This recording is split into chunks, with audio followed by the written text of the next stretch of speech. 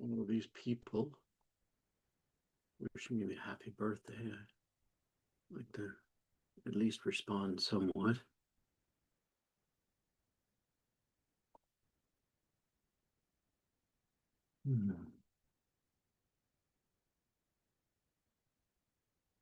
What's that? It went black.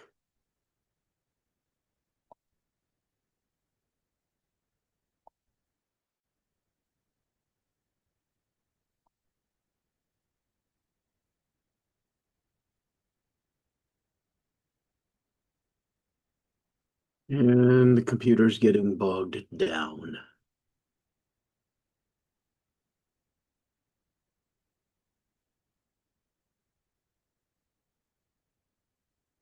Yay.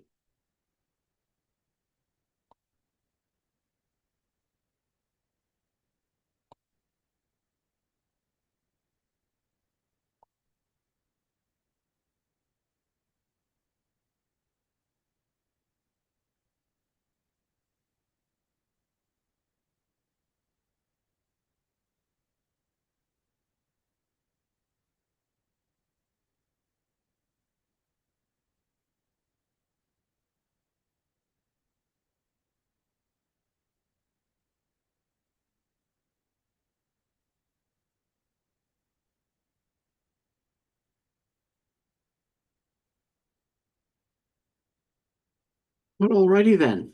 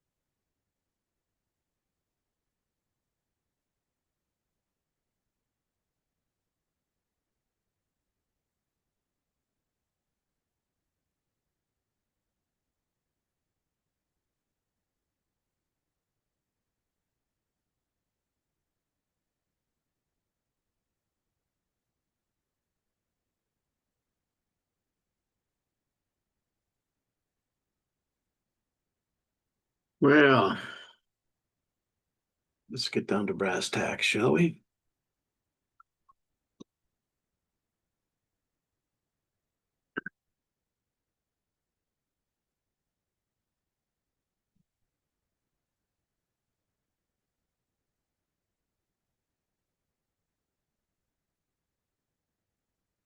Gotta check one thing out of you.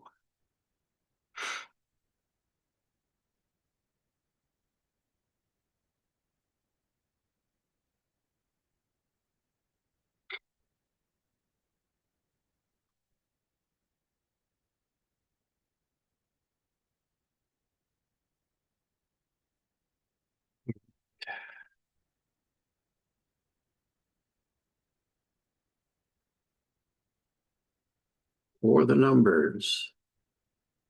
As you can see, I haven't been writing for a few weeks now. I haven't even been updating my spreadsheet. So let's do that now.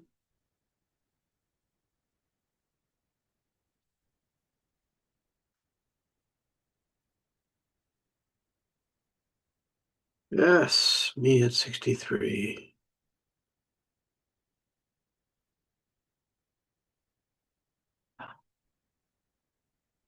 Uh-huh.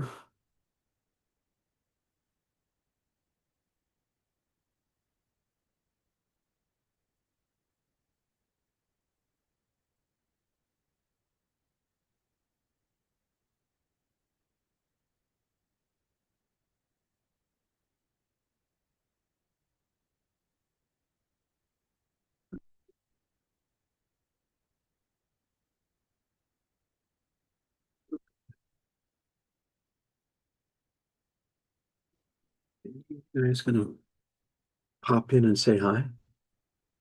Just asking.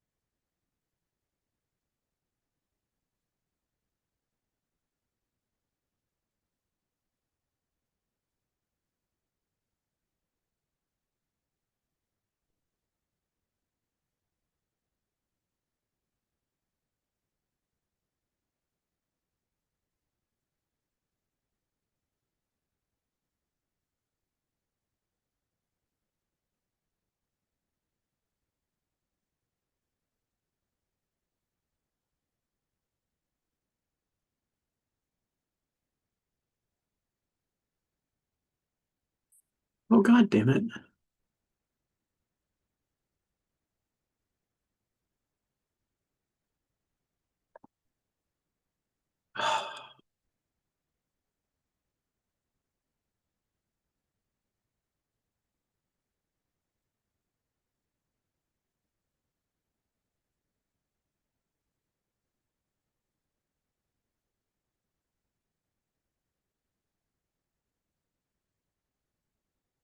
Oh, my grandson. This is my grandson.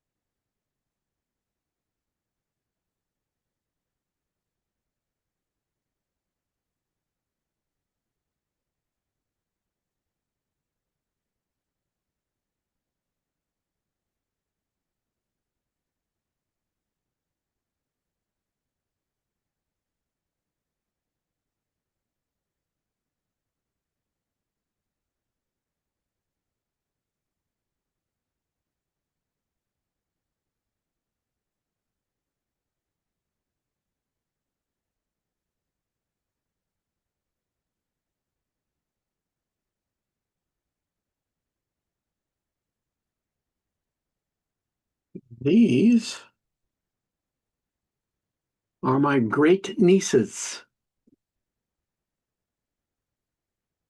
These are my great nieces. Oh my gosh, they are getting so big. So, so big.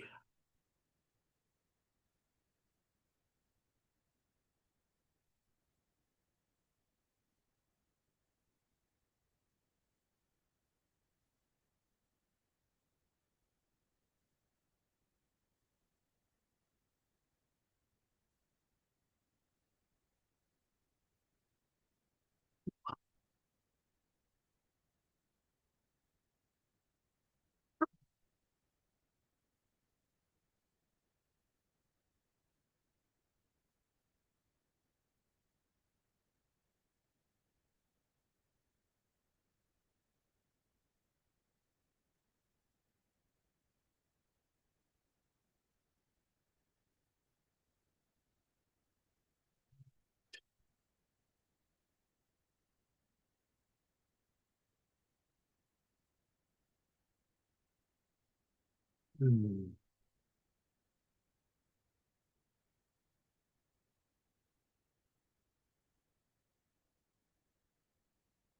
You know, it's sad that something that horrific should happen to anyone.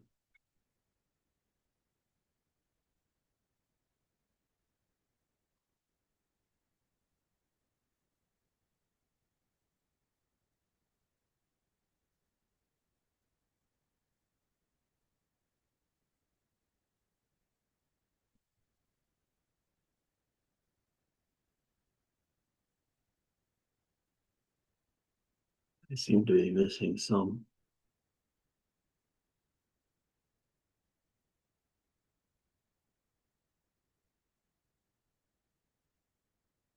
No, I'll catch up with them later.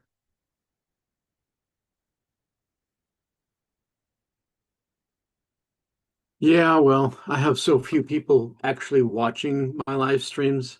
I mean, to be honest, the least trustful person possible to watch my live streams is probably you, Ed. Just saying. No, I'm pretty open about that. You can see my Facebook stuff all the time. I just hide my password so you can't get in. And I try to be honest about my opinions on things. I think I have a hard time hiding them anyway, you know. Oh, anyway, it's been really 2025 was not a good year. Not a good year. And I'm glad it's over. We made it through. I mean, just at the start of it, I was going into it having been laid off the September beforehand, and we were in panic mode. We were sinking incredibly fast. Um, and then a couple of things happened that were good. The first thing that happened good was that our recent investments in NVIDIA went through the frickin' roof.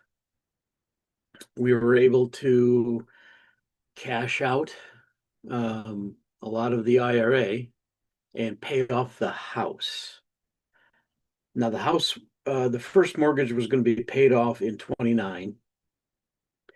And the second mortgage was going to go until about 32, I think, 33. So it's early, but not that early. But the difference it made in our monthly expenses was huge. That helped. And then we were still sinking. We were still living basically off of the IRA. We were still drawing down on it. But then the next thing that helped, so we had been paying almost $1,800 a month in health insurance. And just it was the biggest bill we had left. We paid off the car too, the house and the car. So the next biggest bill, of course, was health insurance. And I got rated a 10% disability from the military. See, I've got this ringing in my ears that started when I was in my 20s, when I was on board the USS Francis Scott Key.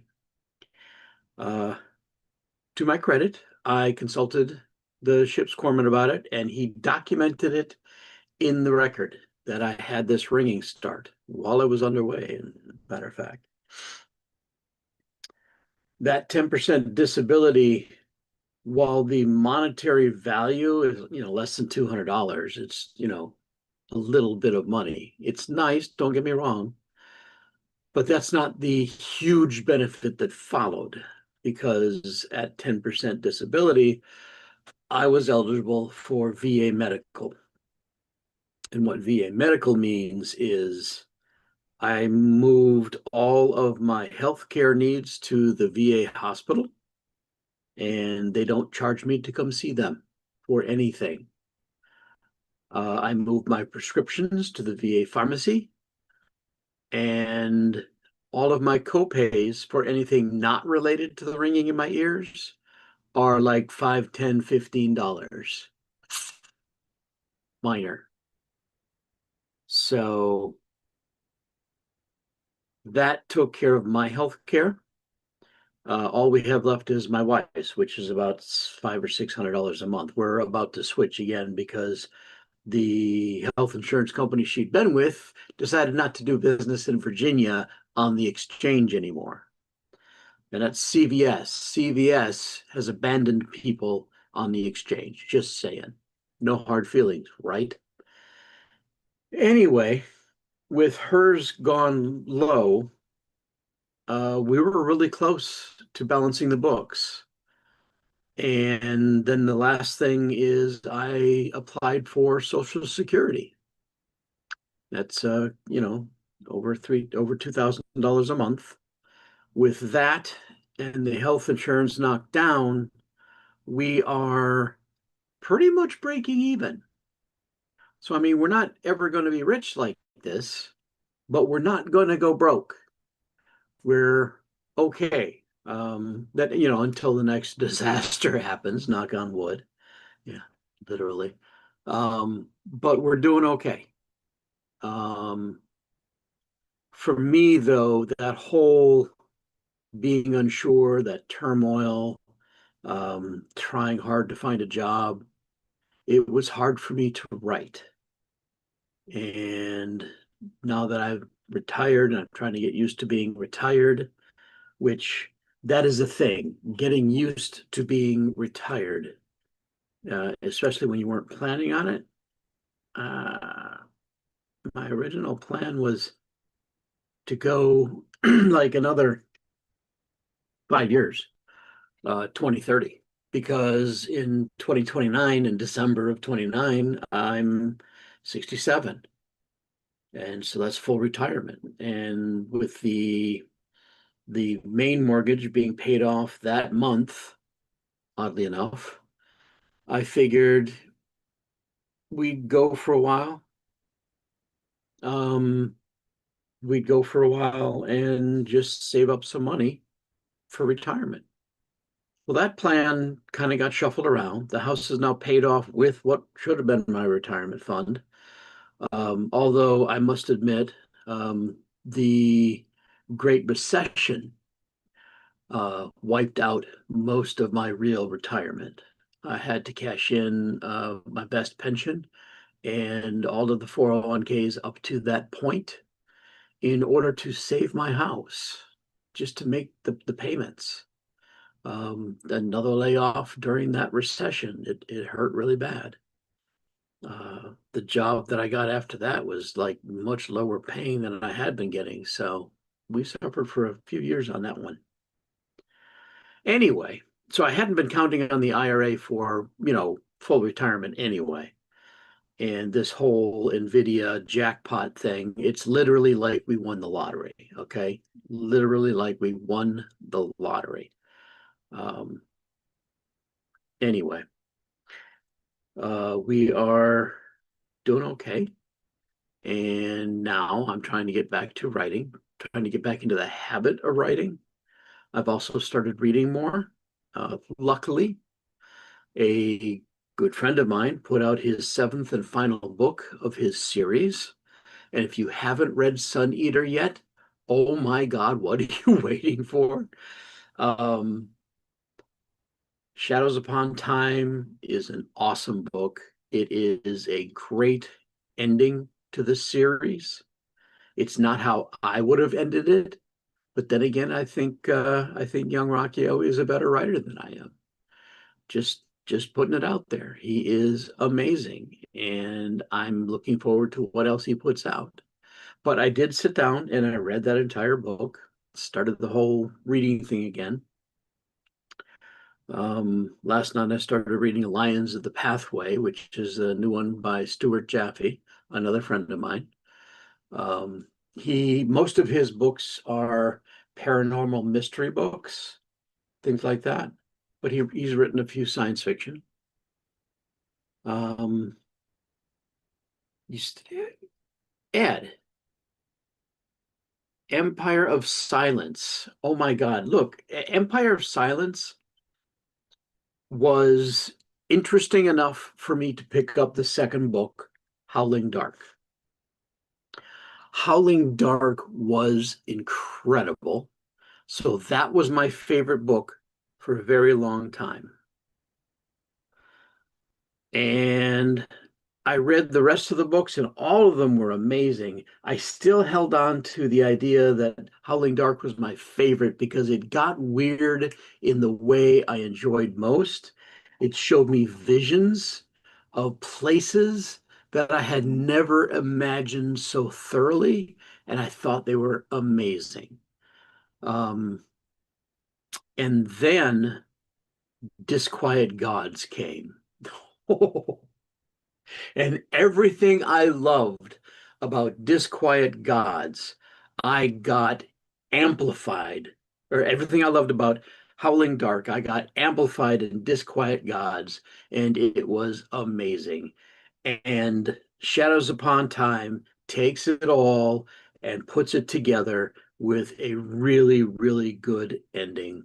I'm I don't know that it was my favorite. I think Disquiet Gods is still my favorite just because of the whole, yeah, you have to get there and read it. But I think, Shadows Upon Time was a solid, he stuck the landing, okay? He definitely stuck the landing. It's a good book.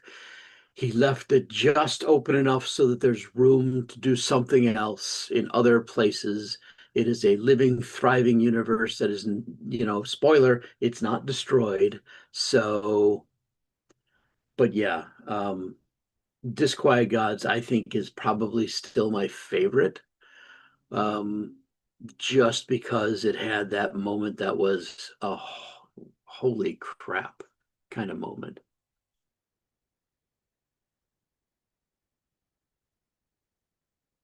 Yeah.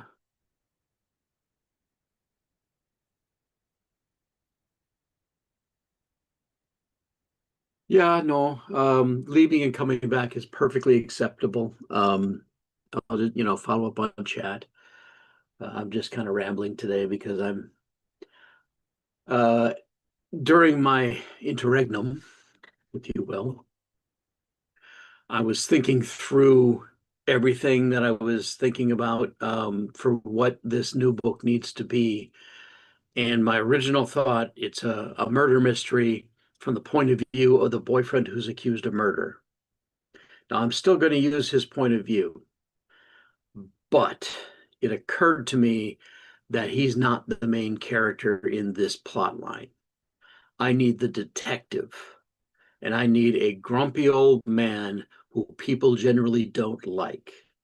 I named him Jinx because people think he's a jinx, and he's like the bearer of bad news kind of guy. Um, and I've got a few other plot details worked out in my head, but he's going to be the guy who's going to have to interview people to trace this young woman's last steps from the last time she was seen. Where did she go? Who did she meet? And how did she end up? How she ended up? And part of it is also going to be, well, where is she? How did she end up missing? It's going to start off, I guess, missing. And I think that's going to work better for the story. I've got the place that they live is better worked out now. Although, good God, this new storyline, I need to research lubricants and what kind of lubricants can you grow on a farm. And I'm not including livestock because they have none. No livestock but themselves. Um, it's it is a survivor colony of 268 people, I think I said. They have been here for a couple hundred years by our count, and they are struggling. They have been struggling, and their habitat is slowly, over time, it has gotten smaller because they've lost a couple of the major greenhouses. They've lost power banks, um, and they have enough to get by, but you know things are on the edge. So that's the background of the murder mystery. The other side of the story is on the Pang Yu, the hero ship from my first series and the hero ship of my second series. We last saw them on Secret of the Ombax. They were around the Ombax world with the new captain. And, no spoilers, but new captain is in charge, arriving here. And there's, inexperienced leadership. There's a crew that has been traveling for a year and a half, at least at this point, um, in a cramped ship, and they are supposed to check up on a colony mission that went dark over 100 years prior to them leaving, which basically it works out to 200 years ago.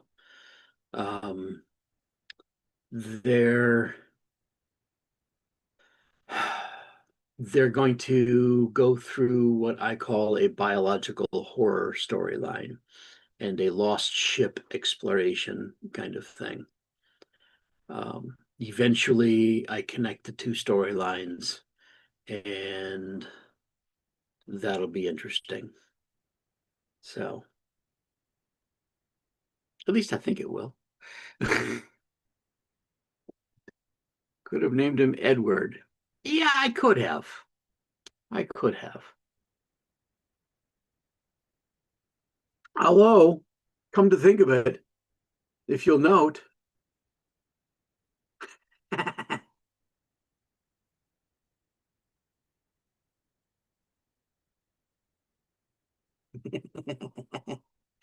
I'm going to get the smartass apprentice. Apprentice. He'll be Edward. There you go.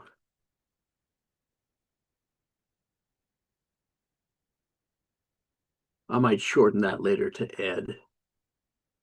But yes, he's the smartass apprentice. The reason the reason his name is Jinx is because that's a nickname people gave him. It's not his real name. And at the end of the book, I reveal his real name. And for people who know, there's another trilogy I'm working on, and that name and the name of the person that he's at that time talking to when he reveals his name is going to tie into that future series 400 years later. So that's a long-term Easter egg, you might say. But yeah, anyway.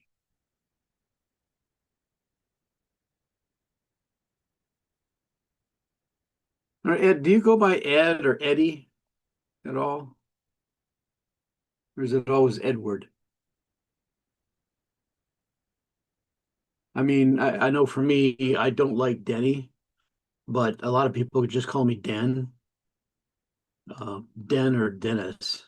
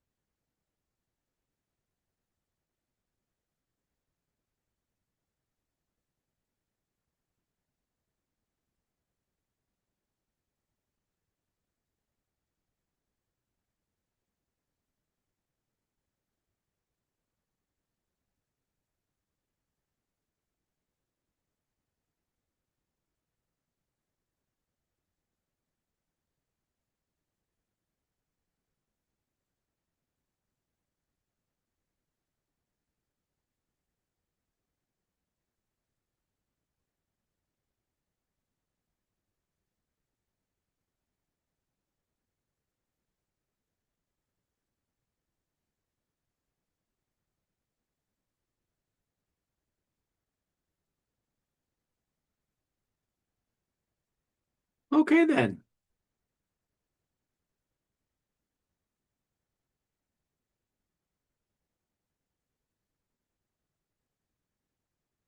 Okay. As I go through the story and understand the people's culture more, I'm thinking shorter names are going to be probably the deal. There's only 200 of them. Everybody's got nicknames, right? So we'll see how that goes. Um, but yeah, Edward. Yeah.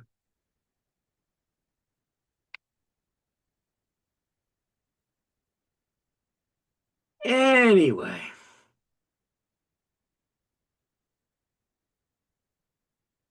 so you want the spoiler alert? Yeah, no. In the future series, much later, um, it deals with constructs, people that are not people, so to speak. They are grown and their brains are grown very simplistically, but they are given basically what I call the enhanced memory controller preloaded with memories. So they have all the memories of a person, but their bodies are grown. And so imagine, if you will, all the memories of the best plumber ever, all the memories of how, fluid pressures, piping, valves, and a complete diagram or at access to an online complete diagram of all the pipes in the entire city. But because the enhanced memory controller is digital, it means that there are multiple copies. And so they have multiple copies of Frank.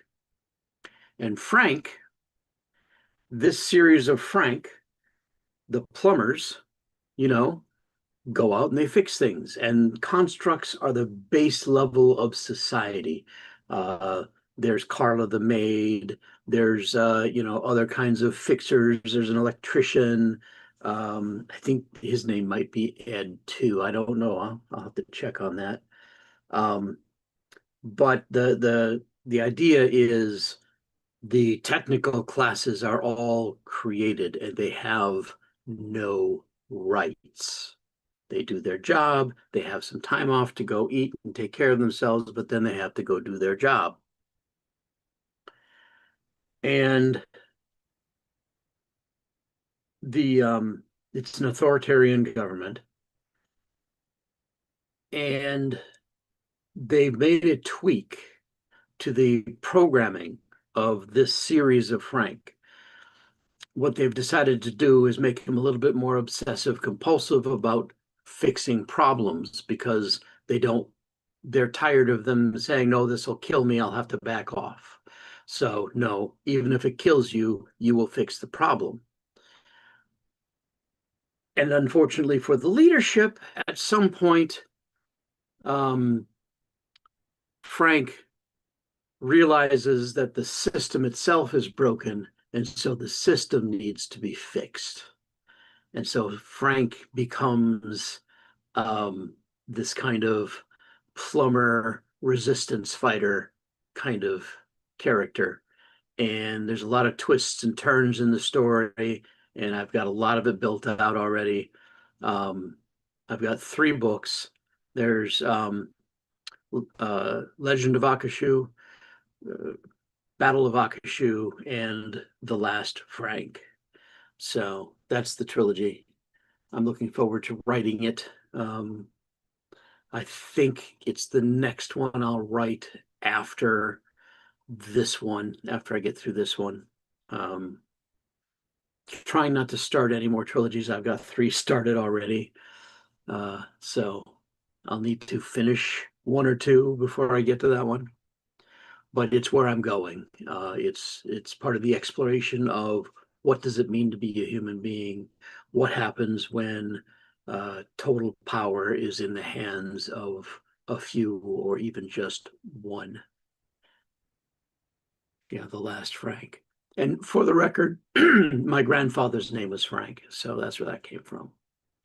But yeah, I like I have found that I am a kind of a title first kind of writer, although sometimes I'll switch the title during the writing process. But with the title in my head, it's like I know where I'm going, you know. Um, I know where this is going. I know what's going to happen. Um, yeah. So, but yeah, I thought The Last Frank was a great title too, because it lets you know right away where things stand. And that one is going to be that one's going to be pretty fun, I think.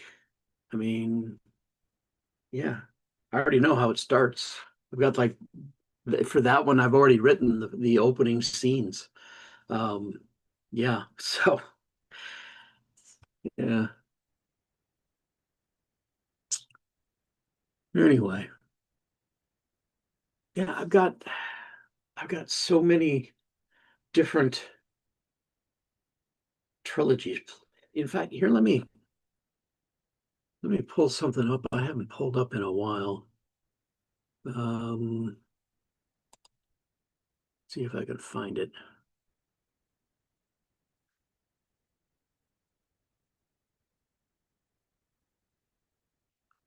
Marketing. No.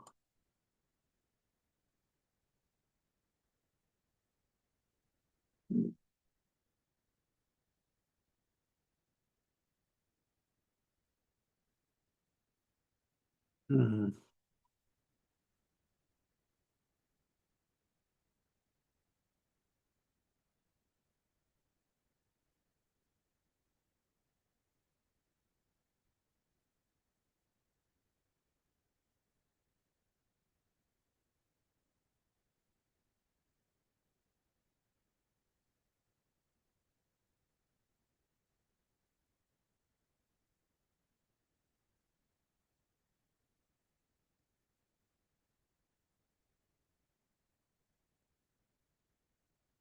Hmm. I try not to lose things, but from I forget what I name things. I have this timeline.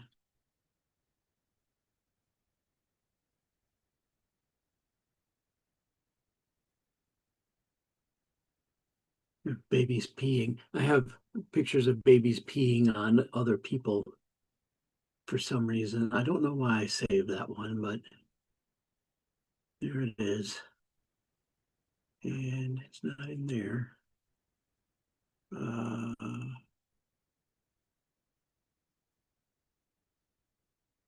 No,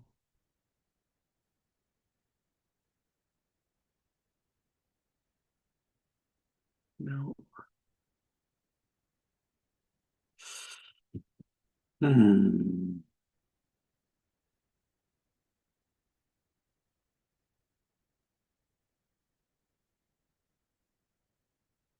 Oh, actually, it might be on my other hard drive. Um,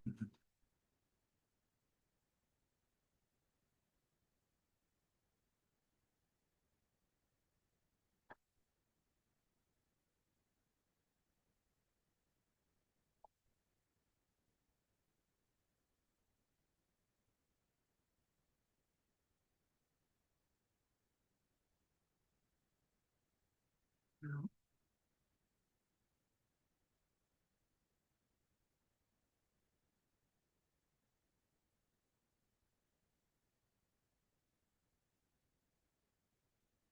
I don't know.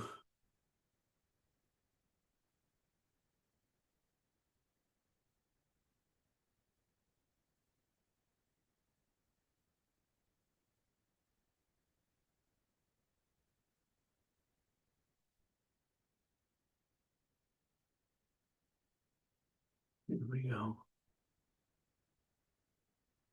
Bingo.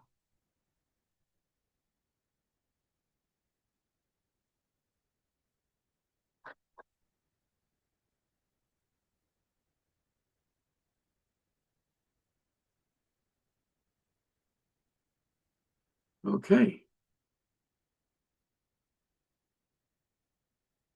Let me see. I haven't updated this in a while, but I'm going to have to. So the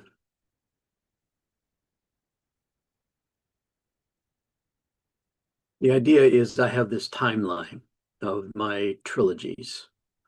And each trilogy, you can start the first book and it's an entry point. That's green. Yellow, you could start there and you'd be fine.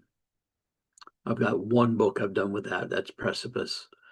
And then red is no, you really need to read the previous books to understand how you got there. So history in the history of the automated empire, this the Red Ice books. Those are 800 years before my first series. I've got the first two written, and I've changed the name on the third one, of course. The third one is going to be Dying in Earthlight. The and then I have The Rise of the Automated Empire. That trilogy got made into four books. Then what was going to be the First Contact series became Flagship of the Automated Empire, where we're following the Pang Yu instead of just the Ombax. This may still happen, but it's going to be a different branch. And then here you have the Legend of Akashu, which this Pang Yu idea over here, this became Mystery in the Muck, which I'm writing now. So in Dern's Mystery in the Muck is a distant related story to Legend of Akashu, Battle for Akashu, and The Last Frank, which happened concurrently with Seasons of Eden, The Ultimate Eden, Eden Cascade, and Ashes of Eden. And then this is another First Contact with the bubbly blue wave, which is an underwater species. And then Fall of the Automated Empire. The ideas I have are War of the Republic, Battle of Canyon, and the Genocide Mission. And that will represent the other end of the story from Rise of the Automated Empire to Fall. And this is at least 2, maybe 3,000 years later, depending on how far I want to put it out. Originally, I was saying it was 4,000 years, but then I realized, no, I was talking about something else because I have a series of stories that happen much, much later that have to do with the game that I was trying to make called Pocket Empire. So, yeah, I mean, I've got all of these ideas. Most of these, I have a general idea of what they are and what I want to write. I know I need to redo this list at some point, and then at sometime I'm going to actually put them out there. What I'm working on is as I do this,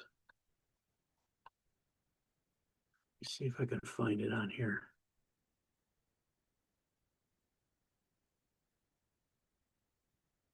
As I do this, I'm going to change the symbols. Yeah, this might not be the one that I was working on actually, but I'm going to change the symbols so that you can know if I've written it already or, you know, what stage of the process it's in, and then I'll put it out there just because.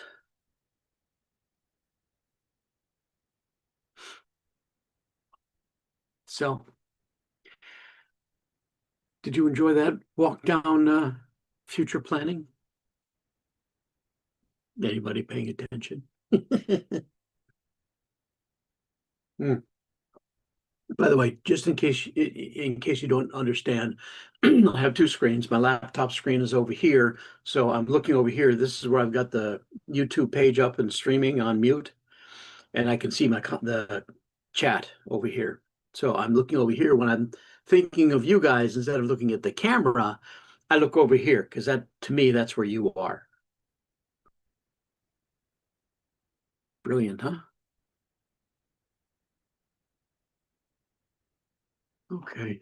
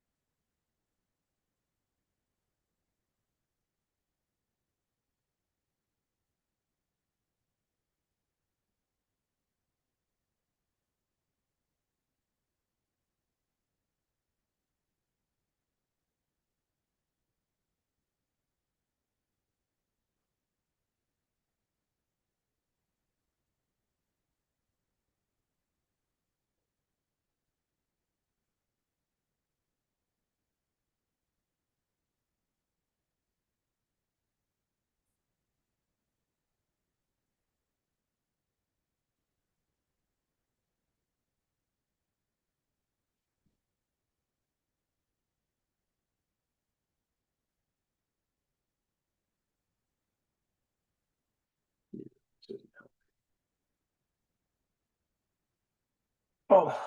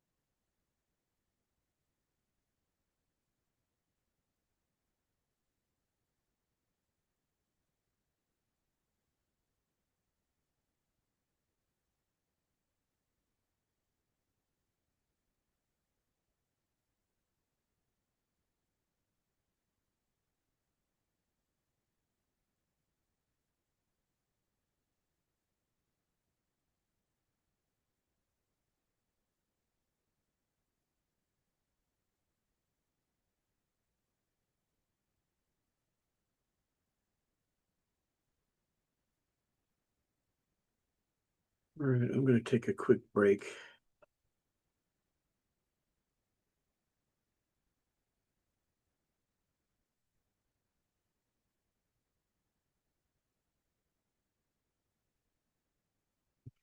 Hmm, fair enough.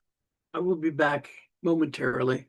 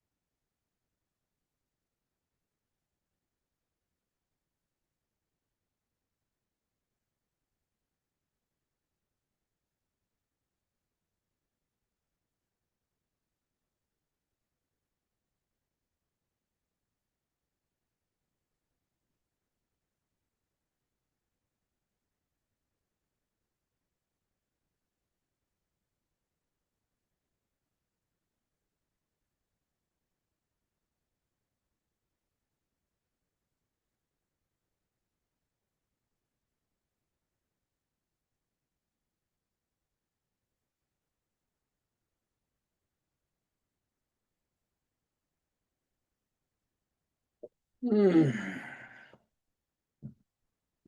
Oh.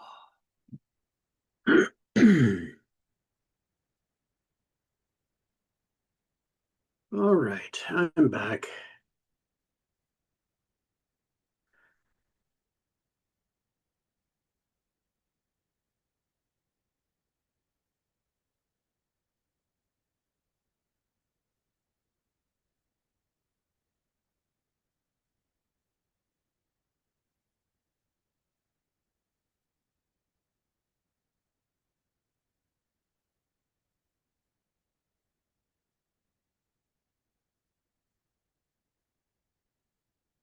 Oh.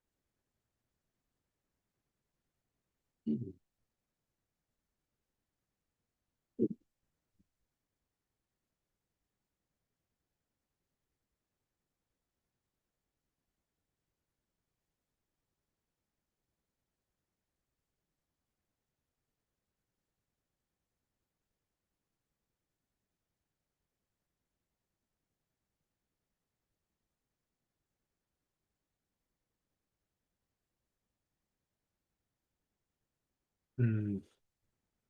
I don't really have a series that I have to catch up to. I'm more concentrated on my own work, and I don't, I mean, I would post, oh, my own series, but sometimes I feel like posting stuff like that is just a little bit too self-serving. That's not the conversation they want to have in there. But it is what it is. Oh,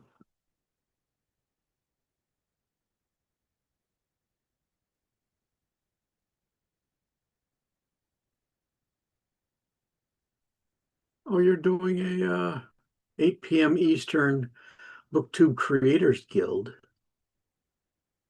Oh man, yeah. I'm doing was thinking of doing an evening live stream myself. Oh well, maybe I'll hold off.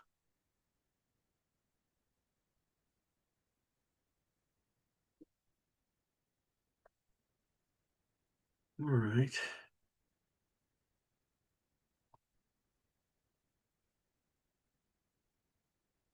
Yeah.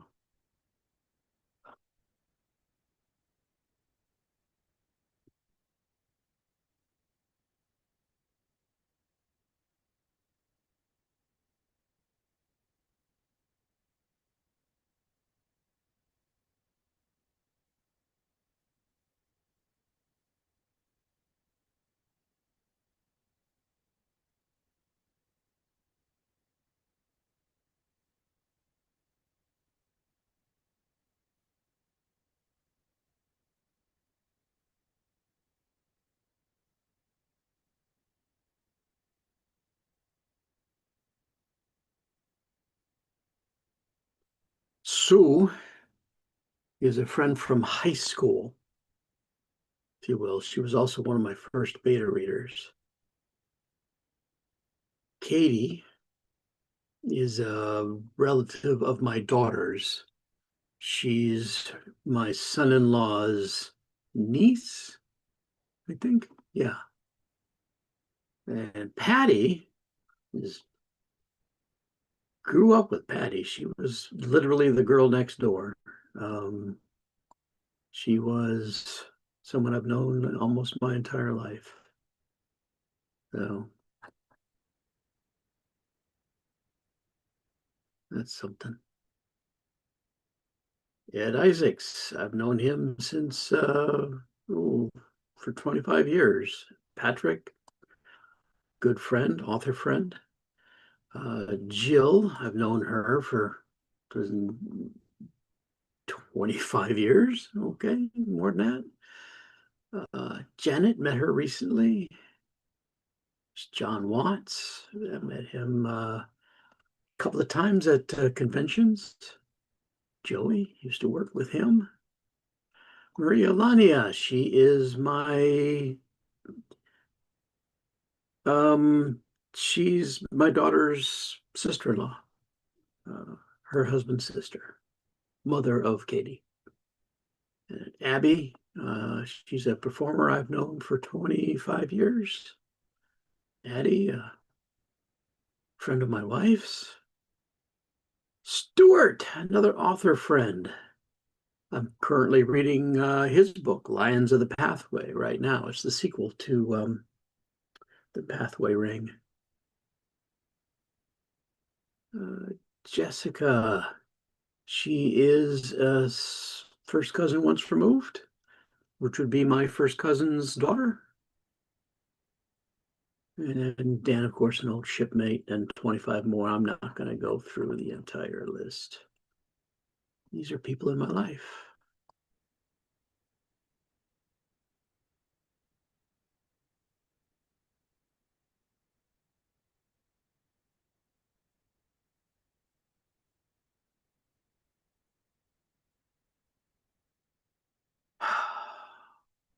See, this ticks me off here for one reason and one reason only. A ceasefire only serves Russia. A ceasefire lets them keep the land they stole. They should just give Ukraine the weapons they need.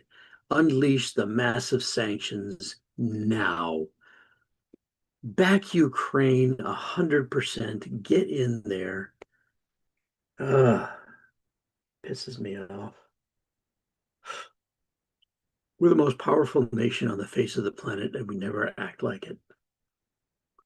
You know, we will act like a bully to Venezuela, but we won't go punch Russia in the nose. Which is what you have to do to stop a bully. Oh, I have an image from a friend. What is this?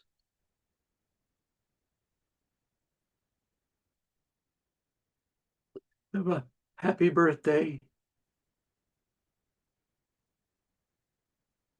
from a friend. This is D.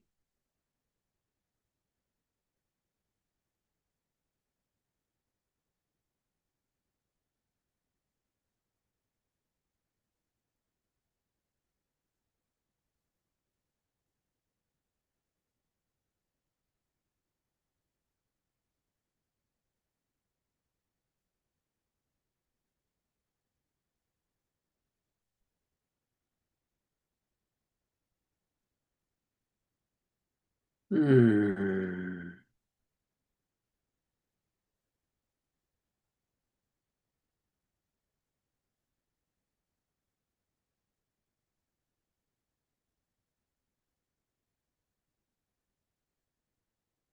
Hopefully that one's outside.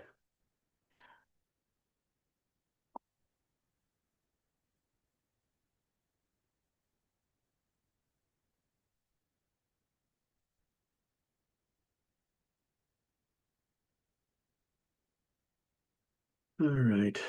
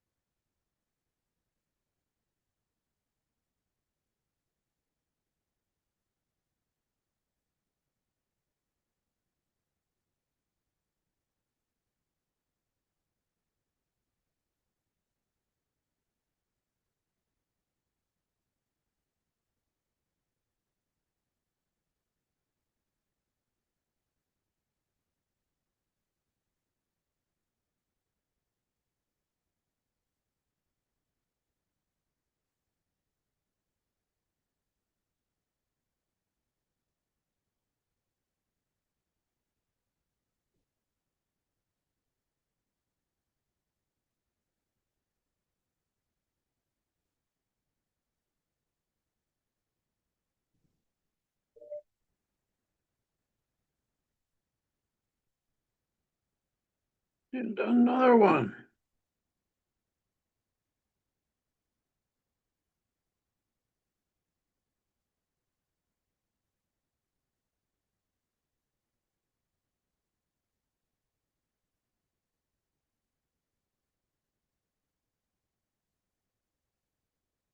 Hmm.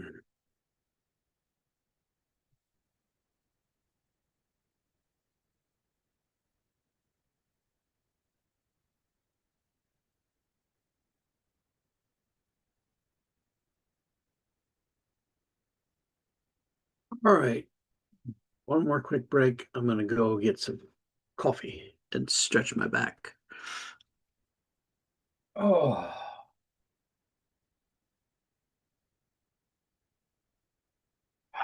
probably kiss my wife too.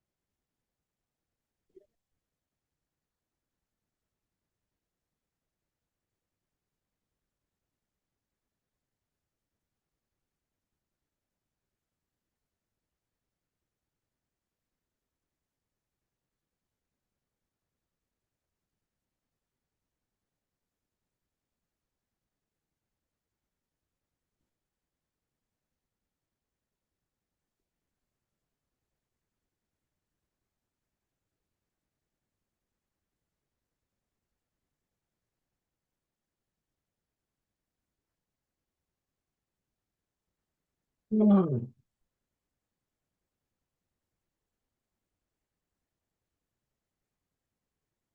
all right.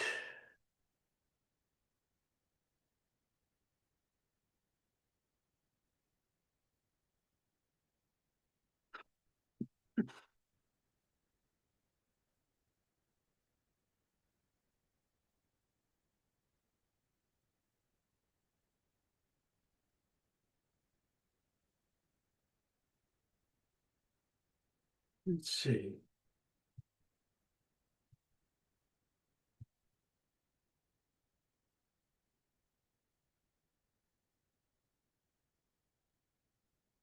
Mhm.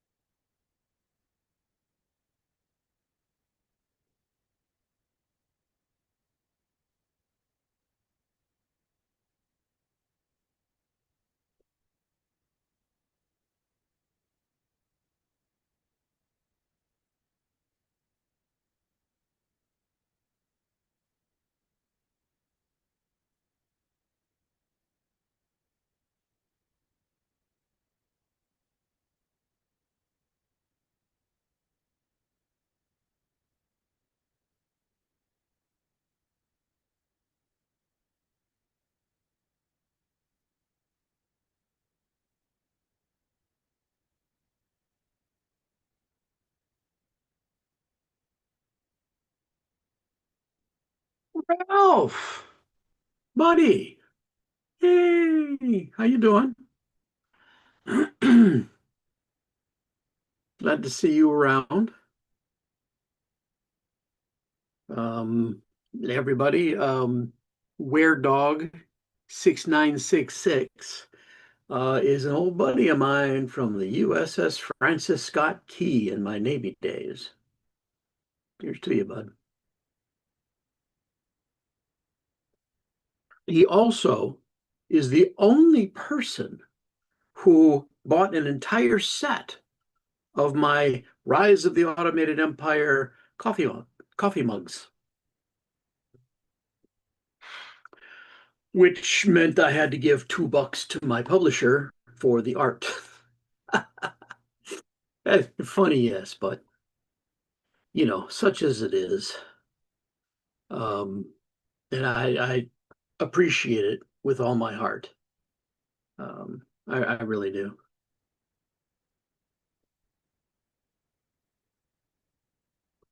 Um, I am trying to get used to the idea that I am retired, mainly because I had to retire early. I had intended to go another 5 years, which would literally have meant another $1,000 a month in income from where I'm at now. Um, but the jobs just dried up.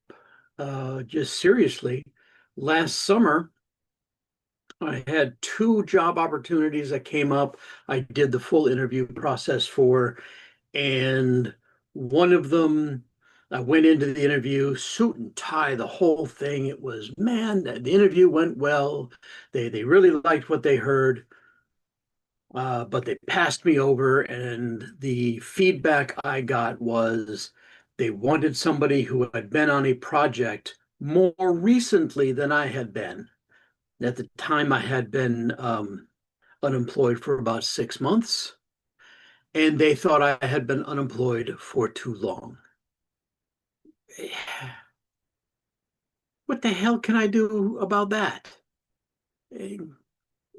Needless to say, I've written two novels in that time, and projects to me is getting something done. And I'm like, I've been doing stuff, but that wasn't enough for them.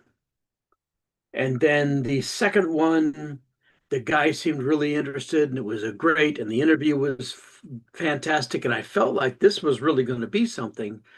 And then he got to that part on my resume where I list my military service. I was in boot camp in 1992.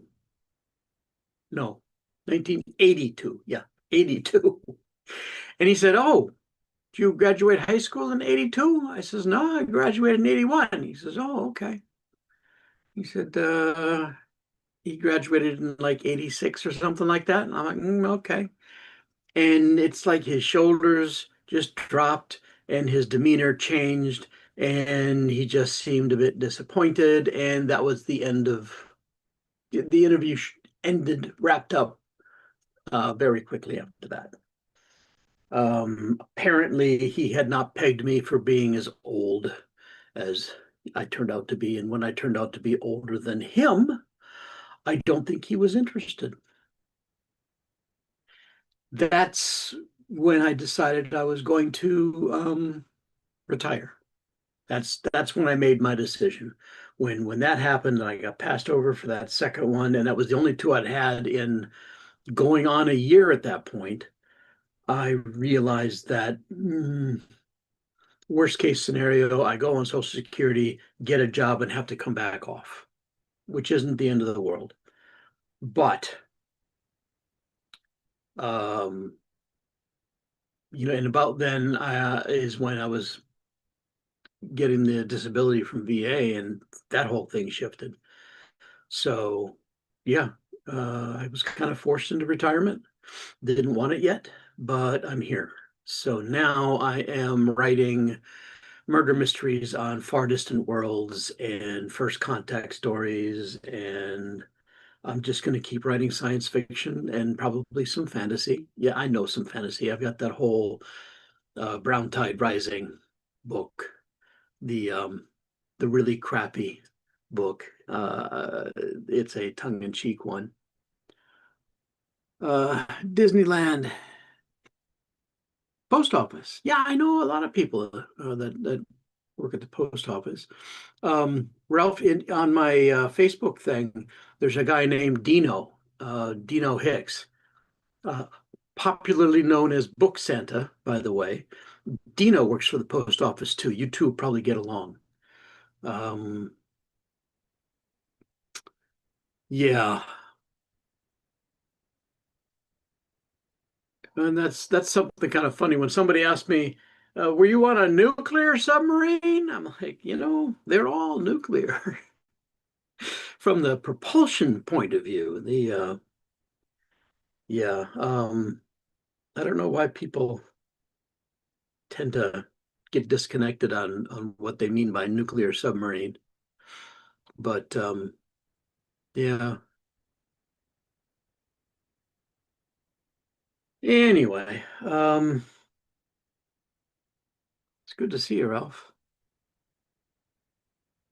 At some point, I imagine you and I getting together and sharing some time in Minecraft, but that recent release that they did of Minecraft that kind of broke the whole thing, turned me off for a while. I'm gonna have to go back and check to see if they've fixed that yet. The latest update is out, the Mounts of Mayhem or something like that. But previously they had broken it so bad that I couldn't play it. I would go take two steps and then the saving cursor would come up. And while it was saving, if I wasn't actually locked, everything that I was doing would be undone when the save was done. And I would be back somewhere I hadn't expected, or, God forbid if I was, looking over a pool of lava and then while it was saving, I was like moving forward and then I pop back to that and running straight at the lava. That kind of thing, it knocked me off.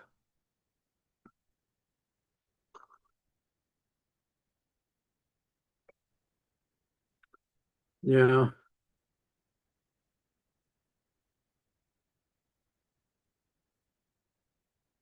Portland, Oregon. Really? You're in Portland, where the naked woman protester was. I respect that. I think we should have more of that. Lots more. Well, that's cool. That's cool. Yeah, the universe that I am building, I've been thinking about since I was in the Navy. Since I was on the submarine, I have always been thinking of all of these different stories. Um, I started a fantasy story back then, actually. Got a couple of chapters in before things happened. But the ideas that I had for different science fiction stories were just popping up and I would write them down. I have the old green log books, the little green log books. I had those filled with page or two of ideas.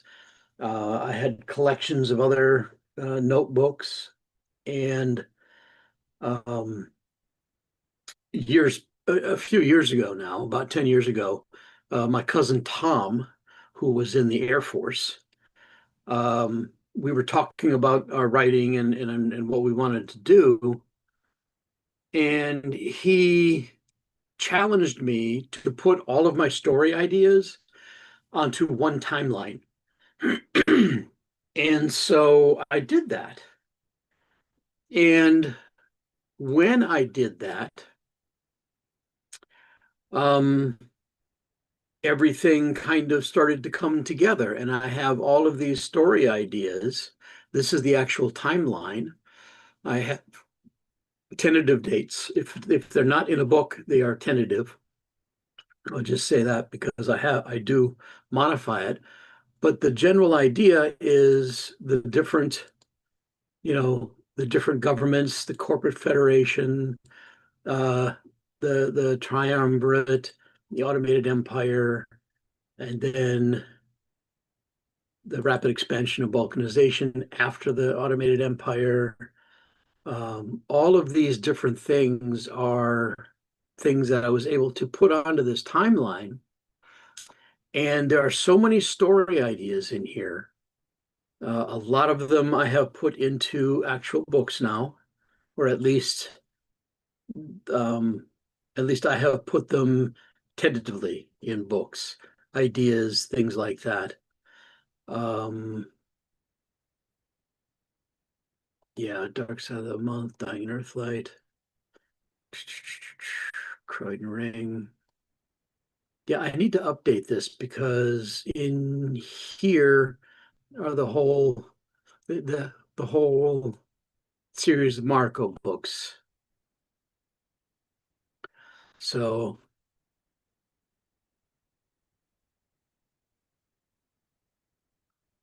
Murdering Marco,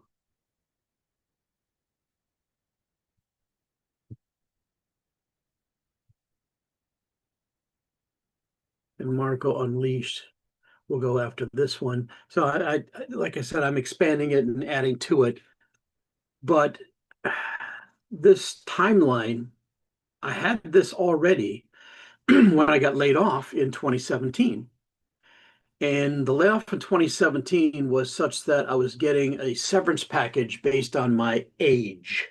Kind of made me laugh, but that severance package meant that I didn't have to go look for a job for 3 months. I could start my search in, 3 months and still be fine. Um, so I sat down with my wife and I said, I have so many different projects, not just writing. I mean, writing was one of them, but I had a painting project that I was looking at that I wanted to try my hand at painting. I had woodworking projects I wanted to do because I do woodworking too. And at the end of the day, I told her that I really wanted to just do one project and get one project done. But it meant I wouldn't look for a job for 3 months. And, we looked at the money and we talked about it, and she said that would be fine. She had no problem with it. And she thought it was a good idea. So I created this database uh, system where I put in all of the things that I had projects for. And then I ranked them 1 to 10. And then I built the system that would, using the weighted 1 to 10 and randomness, come up with what I should do. And I made the commitment to myself that whatever it popped up, I would do that thing. And it came up with a short story uh, I had called Eminent Domain that I wrote in 2006, that I should finish that. And the short story, when I placed it on the timeline, was right here between the corporate federation and, at the time, the triumvirate didn't exist. It was going to just be the automated empire. And that's because the triumvirate is how I, spoiler alert, how I ended this story. But that's when I realized that it was happening right as this shift was happening. So I made that the rise of the automated empire. That grew into the story that became Final Assembly. And Precipice grew out of Final Assembly, but then Broken Trust and Stolen Dreams were basically the three acts of this story. The beginning, the middle, and Stolen Dreams is the climax, the ending and wrap up of that original idea. That's how I got started.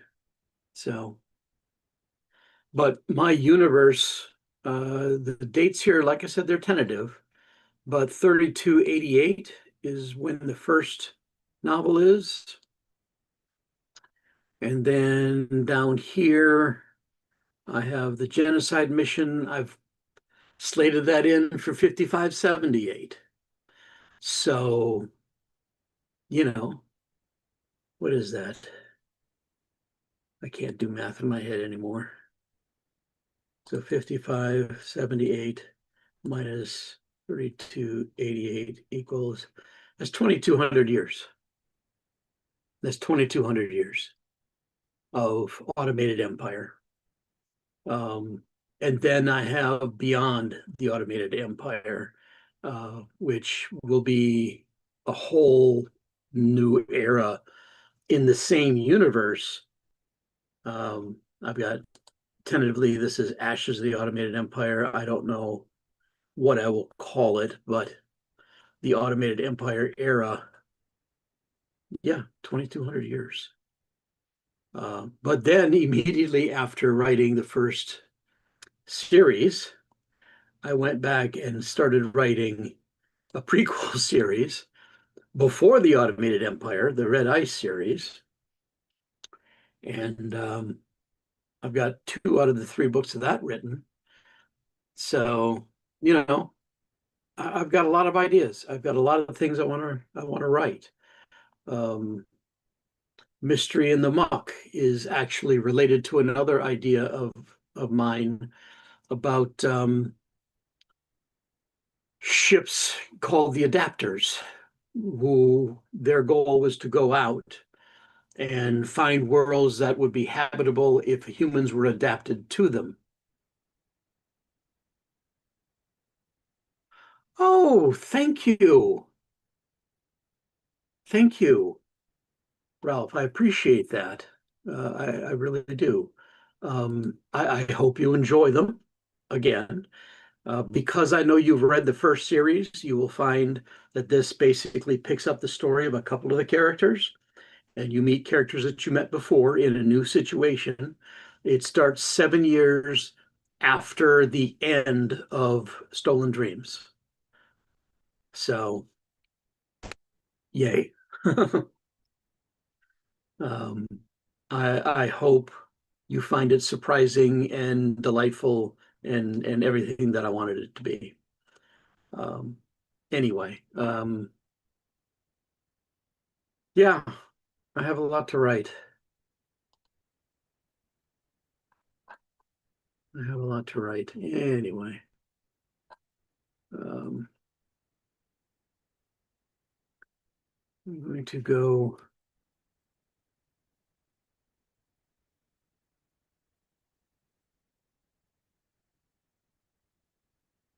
Eh, 600.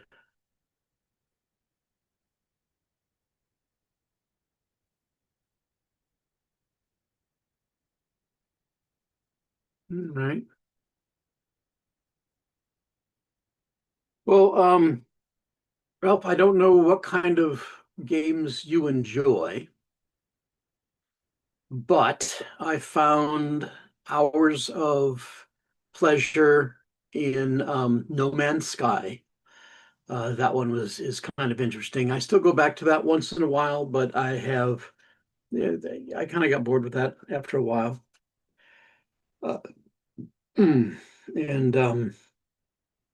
my son bought me Cyberpunk 2077 for my birthday. So I have been playing that. And it's interesting. Although I will say, driving a car sucks. Um, but driving a motorcycle is fun. Brunch date, brunch date, go, get, gone, bye, love you. All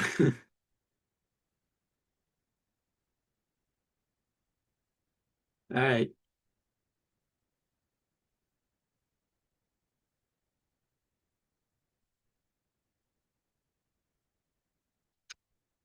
Your friend loves Cyberpunk 2077. That is that's a great one. I'm going to shut this down for now. I think I'm done sharing the screen. Let you actually see my face for a little bit. Oh, yeah, I'm going to wrap it up here. My wife is making me a nice special lunch for my birthday. I said it should include a donut, but I don't think it will.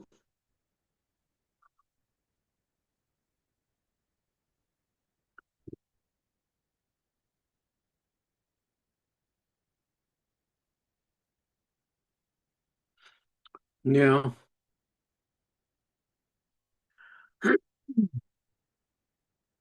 So anyway, um, I've enjoyed it. I think I'm going to do another live stream this evening, probably after dinner.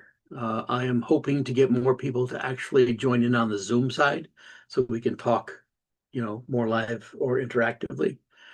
But, it is what it is. I enjoy it.